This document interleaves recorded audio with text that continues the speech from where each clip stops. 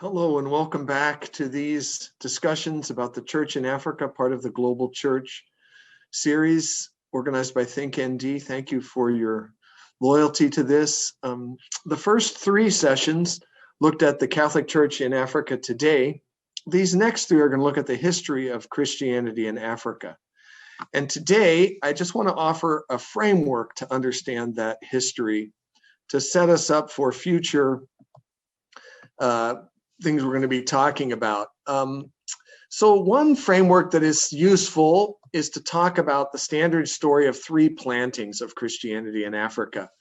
The first planting occurred in the earliest centuries of the Christian movement after the resurrection of Jesus, when Christianity really took as one of its strongholds Northern Africa.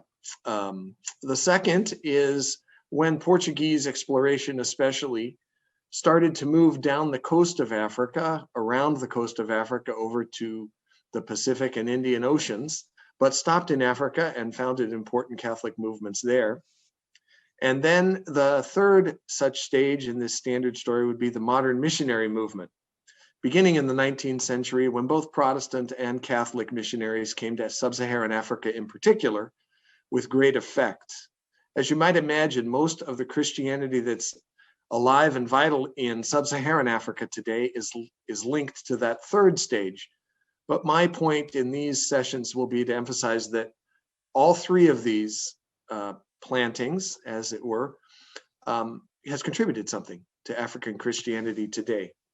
As you might well know, the first such planting of Christianity in Northern Africa, which was really important, we'll talk about it, was considerably shrunk by the expansion of Christianity starting in the 7th century, which kind of moved in with new religious dynamism, taking advantage actually of Christian disunity in Northern Africa, but elsewhere as well in the Middle East and Western Asia, to become the dominant religion from across Northern Africa and eventually from Morocco all the way to Indonesia.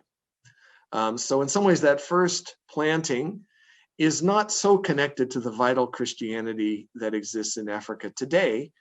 There are still Christians and important Christian communities in Northern Africa, which we'll talk about. And they're heroic in the face of difficult circumstances very often in, for instance, Egypt and other countries in Northern Africa. But they're not the cutting edge or the growing edge of Christianity. That second stage is talking about these Portuguese explorers, and again, they were not many, and there were not many missionaries among them. So Portuguese missionary engagement with Africa was minimal. That said, there were some very important Christian movements, especially in Western Africa and Southeastern Africa. We're going to talk a little bit about one among the Congolese, the Kingdom of the Congo, in what is now mostly Angola and a little bit of the Democratic Republic of Congo and Congo-Brazzaville. Those Portuguese explorers were certainly intrepid, and the missionaries at times could be very heroic. But what is remarkable to me and to most historians today is the way that Africans took, in this case, Catholic Christianity very seriously. This third stage was definitely undone by a number of things, and the Atlantic slave trade was a big part of the problem. Population decimation in parts of Africa, political unrest caused by slave trading, and other kinds of political violence helped undo Christianity in its various forms in this part of these centuries, and in these parts of Africa. In addition, of course, the Portuguese didn't have a large population, and missionary engagement was not that energetic, we might say. The third stage, these 19th century Christian missions in Africa, are of course the reason for most of the vital Christianity today, at least historically speaking.